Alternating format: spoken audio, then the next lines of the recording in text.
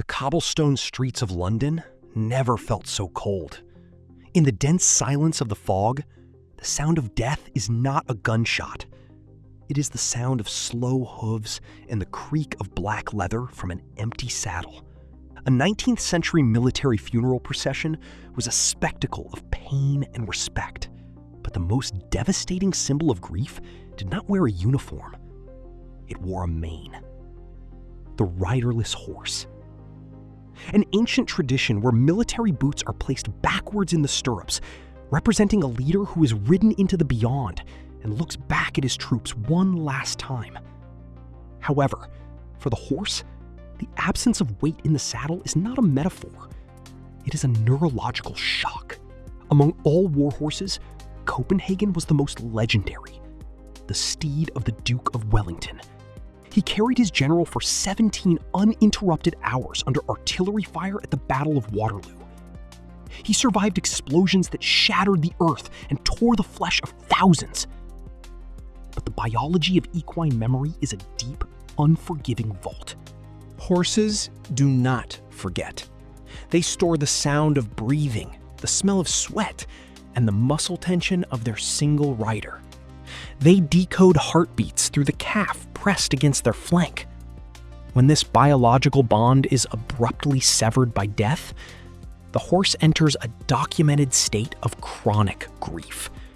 It is not just sadness, it is a palpable mourning, manifested in loss of appetite, social isolation, and nocturnal vocalizations. In the funeral parade, the trot that was once electric and ready for combat becomes a drag. Every step on the cold stone echoes the loneliness of a soldier left behind. Crowds line the streets, silent. They weep for the general, but the horse weeps for its comrade.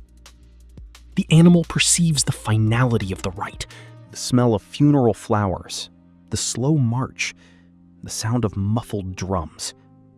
For a war survivor, the radical shift in human behavior around it signals tragedy.